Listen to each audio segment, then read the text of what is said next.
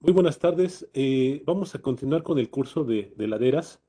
Eh, Vamos a hablar acerca del formato de evaluación de la susceptibilidad y de la elaboración de los mapas o la experiencia que hemos tenido aquí en el Senapred para la elaboración de mapas de susceptibilidad a la inestabilidad de laderas.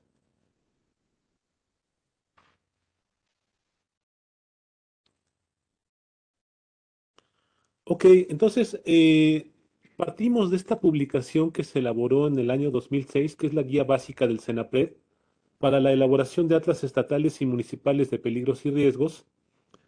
Y en la sección de inestabilidad de laderas se incluye un formato para la evaluación de la susceptibilidad, el cual vamos a tomarlo como base para la elaboración de estos estudios.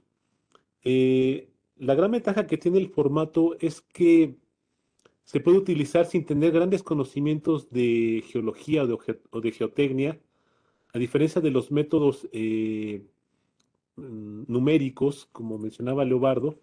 El formato es mucho más, digamos, amigable, es mucho más sencillo y nos permite de alguna forma evaluar con una gran certidumbre el grado de susceptibilidad que se tiene en una ladera o talud. Entonces, este formato está basado en los estudios que realizó Suárez, que es un geólogo colombiano, y está básicamente elaborado para hacer análisis en zonas tropicales. Él lo hizo para zonas tropicales y básicamente consta de tres grandes grupos de evaluación de factores. Uno son los factores topográficos e históricos, entre los cuales se incluyen a la inclinación de los taludes, la altura y los antecedentes de deslizamientos en el sitio, área o región. A cada uno de estos factores, él le da una serie de intervalos o categorías a los cuales se les da una cierta calificación o atributo relativo de susceptibilidad y al final pues se hace una suma de cada una de estas evaluaciones y se obtiene una calificación, la cual nos va a dar un grado de susceptibilidad, ¿sí? Eh, entonces, para la evaluación o el llenado de este formato, eh, en lo que respecta a la inclinación de los taludes, la altura y los antecedentes de deslizamientos, podemos auxiliarnos de ciertas herramientas, eh, los cuales nos van a facilitar la evaluación de estos atributos relativos. Uno, por ejemplo, para el establecimiento del ángulo de inclinación es el distanciómetro. Es un aparato sofisticado el cual nos permite obtener la altura y la longitud de un punto determinado, incluso nos da ángulos de inclinación. Es un aparato sofisticado. Si no tenemos un distanciómetro, también podemos hacer uso del clinómetro, como este que tenemos aquí, que no es más que una regla a la cual se le ha puesto un compás con el cual podemos medir ángulos. También podemos ayudarnos del uso de la brújula.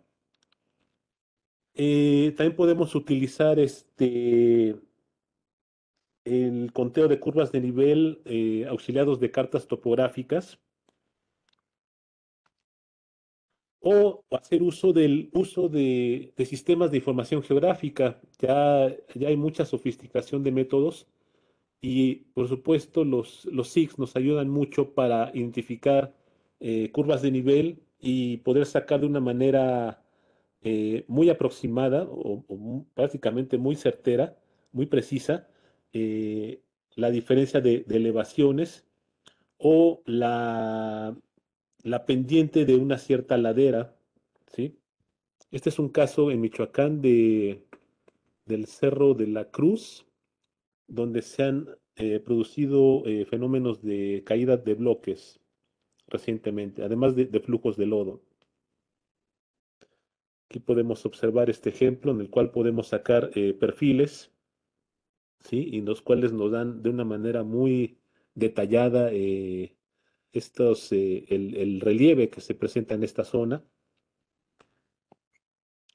Bueno, les hablaba de las cartas topográficas, también podemos apoyarnos de aparatos como el GPS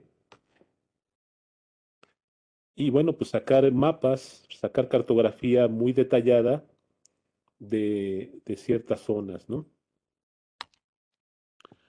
Tenemos otro grupo de factores que son los geológicos y geotécnicos, y estos tienen que ver básicamente con el tipo de suelos o rocas que tengamos presentes, y lo que se evalúa principalmente es el grado de resistencia que tienen estos materiales. Si la resistencia es grande, le vamos a dar un valor aproximadamente de 2, y si es un valor de resistencia menor, pues vamos a tener un valor cercano al cero, ¿sí? Entonces, por ejemplo, tenemos el caso de suelos granulares, medianamente compactos a sueltos, o suelos muy reblandecidos por la absorción de agua, pues vamos a darle valores bajos de susceptibilidad. Las rocas metamórficas, pues en general también van a tener valores más o menos medios a altos. Suelos arcillosos, compactos, pues van a tener valores bajos. Y vamos a multiplicar por ciertos factores si están agrietados o si están meteorizados. También vamos a evaluar el espesor de la capa de suelo. Si el espesor es más grande, vamos a tener valores más altos de susceptibilidad, a diferencia de espesores de suelos que son menores. Entonces aquí el grado de susceptibilidad pues va a ser mucho menor. Otro aspecto es el de aspectos estructurales en formaciones rocosas. Entonces aquí vamos a evaluar varios conceptos, lo que es el echado de la discontinuidad, el ángulo entre el echado de las discontinuidades y la inclinación del talud, y el ángulo entre el rumbo de las discontinuidades y el rumbo de la dirección del talud. ¿Qué es todo esto del rumbo y el echado? Bueno, el rumbo básicamente se define como el ángulo horizontal entre una línea y una dirección de coordenadas específica, por lo general el norte o el sur real, ¿sí? Y el echado es la inclinación de la línea de máxima pendiente de un plano inclinado y se mide perpendicularmente al rumbo. Es decir, si tenemos una ladera, esta ladera va a ser, digamos, eh, va a tener como elementos la estratificación de las rocas o la presencia de fallas y fracturas.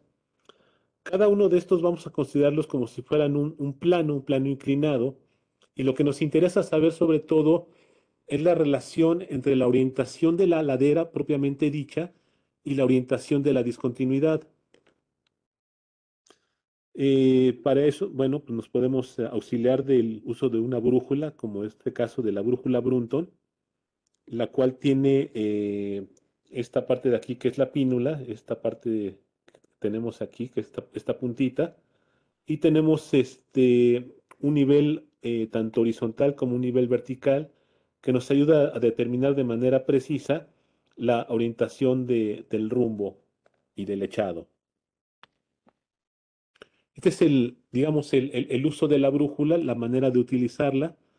El rumbo, ya como se definió, es la orientación de una línea horizontal contenida en el plano, y el echado se define como la inclinación de la línea de máxima pendiente contenida en el plano. Y esta es la representación del rumbo y del echado.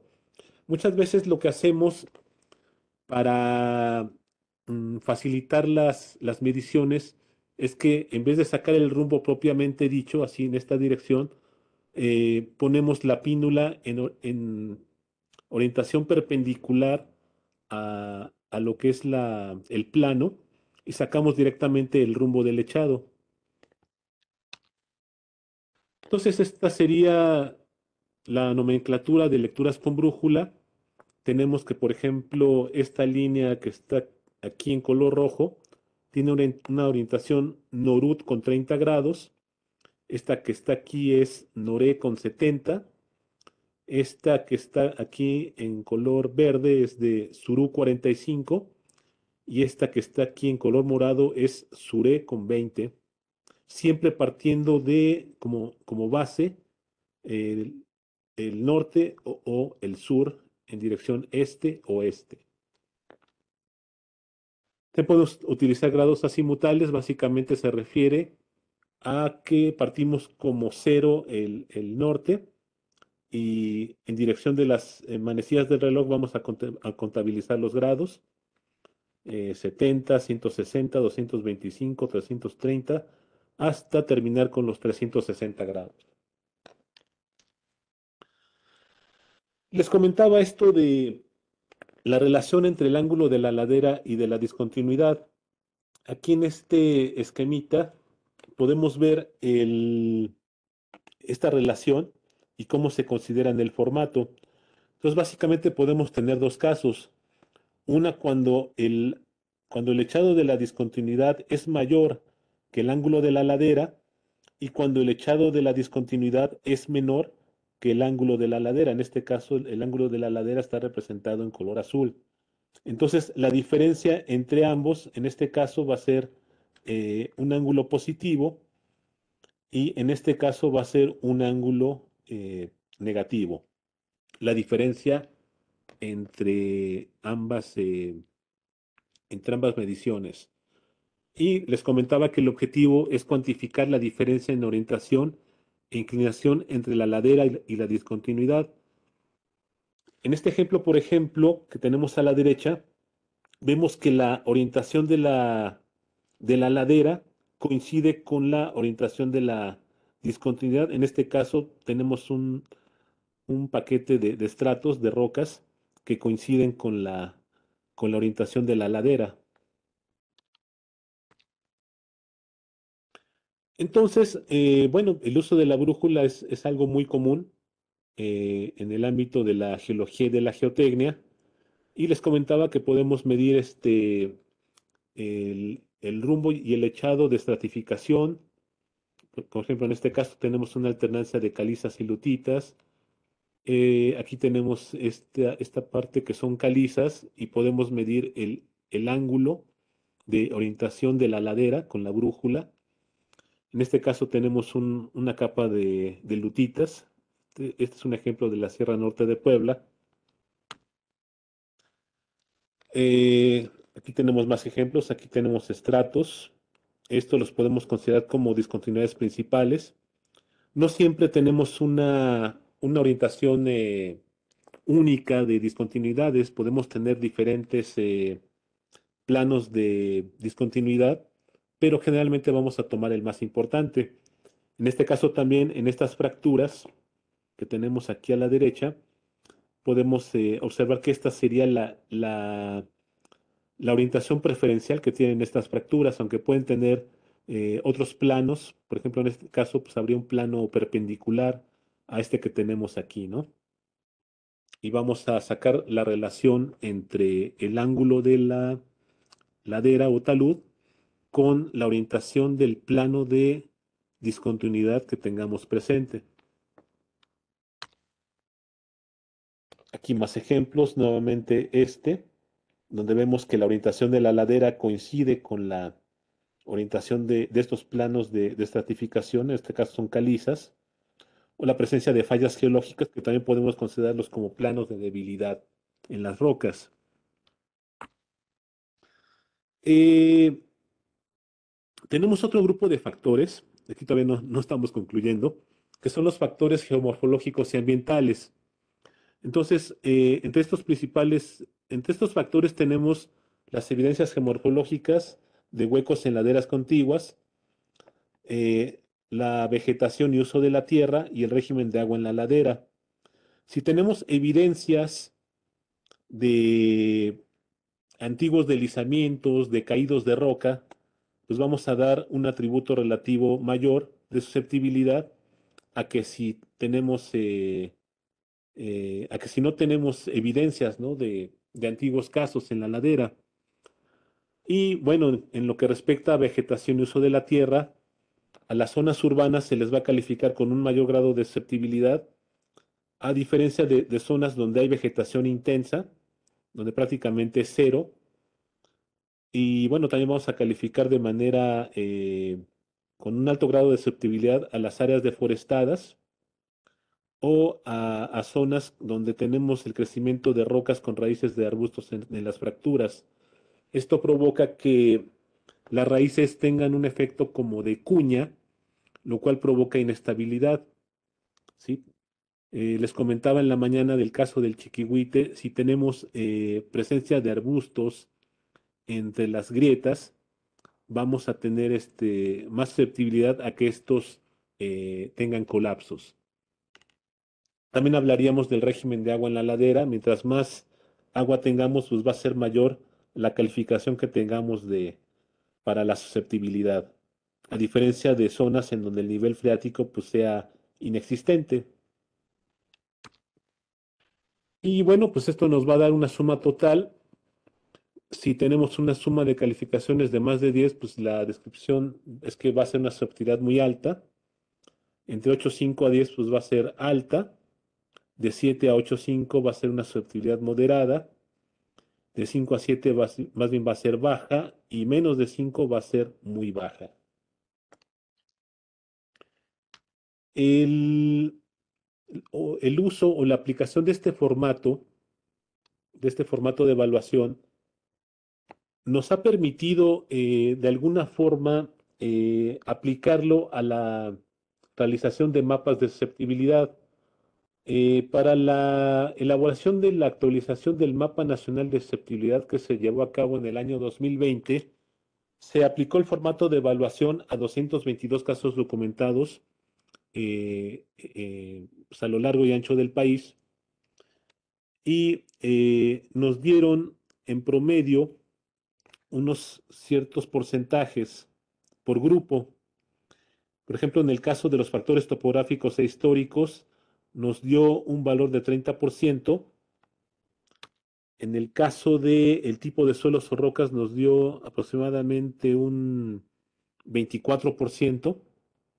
Y en el caso de los aspectos estructurales, un 16%. Para el caso de los factores geomorfológicos y ambientales, el porcentaje obtenido aplicando el formato de evaluación fue cercano al 30%. Entonces, aplicando este formato, se utilizaron las capas de geología, las capas de pendiente, las capas de uso de suelo y vegetación, y se realizó una suma algebraica de ellas para obtener los mapas. Los pesos específicos asignados se obtuvieron justamente utilizando el formato de evaluación. Los antecedentes que se tienen del mapa de susceptibilidad, eh, se tiene, por ejemplo, este mapa que fue realizado por Alonso Chavarría en el año 2001, o que fue elaborado por Sergio Herrera en el año 2003. Y bueno, lo que podemos apreciar es que justamente coinciden las zonas susceptibles a las zonas en donde tenemos presencia de sierras a lo largo del país. Serían de una manera, digamos, simplificada, eh, la forma de obtener zonas más susceptibles. Pero bueno, la historia de este mapa, como les comentaba, primero se aplicó el formato a 222 casos documentados y con los cuales se obtuvieron estos pesos específicos, es decir, 30% para las pendientes, 40% para la geología y 30% para el uso de suelo y vegetación.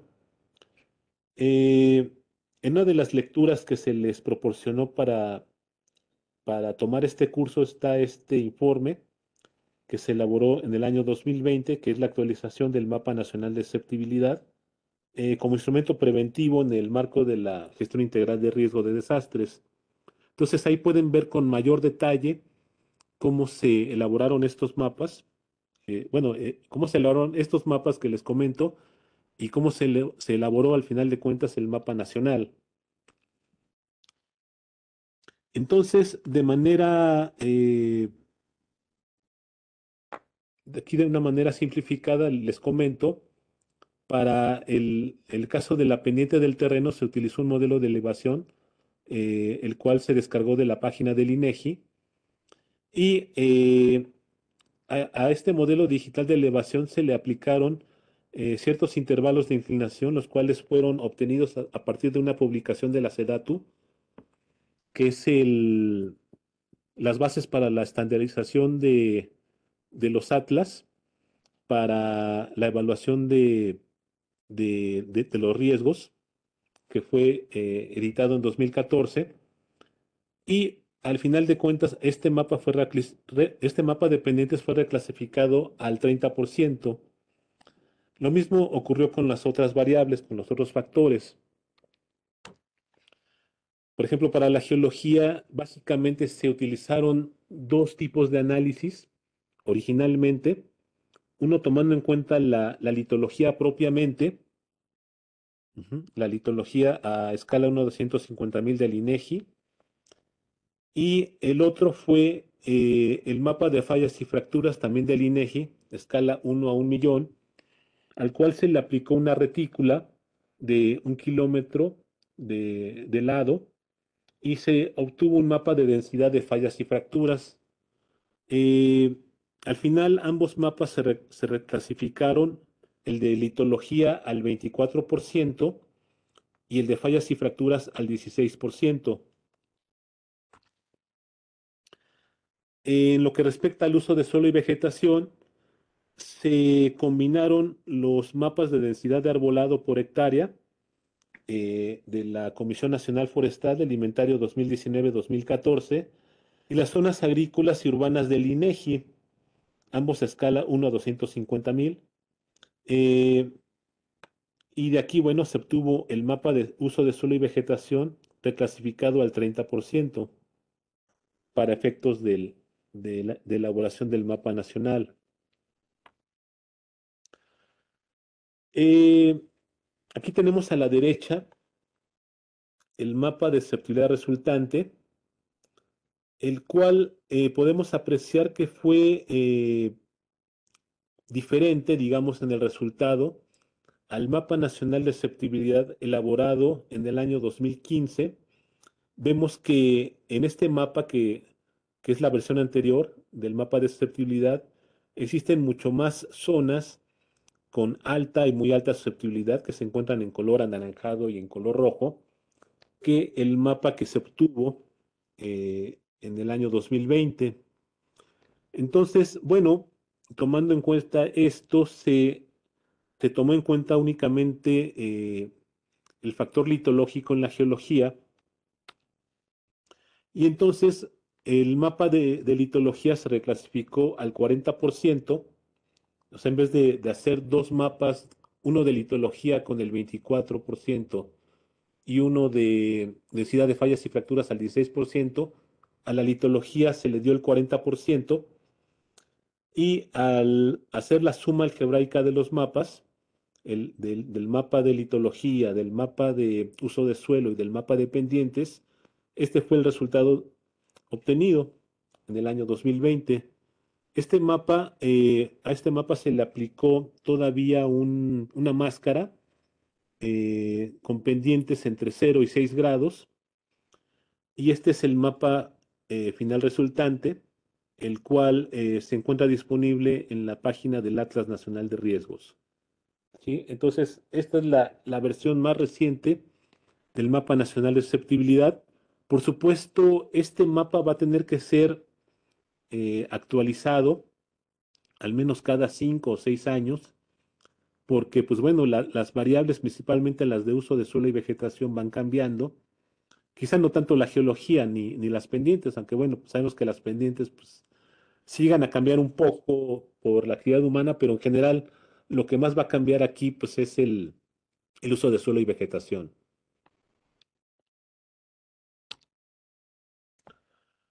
Ahora sí, nos vamos con las conclusiones. De acuerdo con los casos documentados por el CENAPRED, se determinó que la variable que más influye en los fenómenos de inestabilidad de laderas en la geología seguida de la inclinación del terreno y del uso de suelo y vegetación.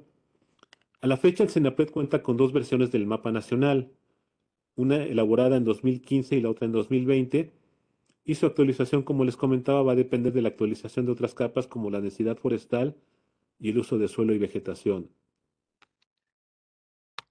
Y pues es todo de mi parte. Si tienen alguna pregunta, alguna inquietud, pues con gusto la atendemos. Muchas gracias.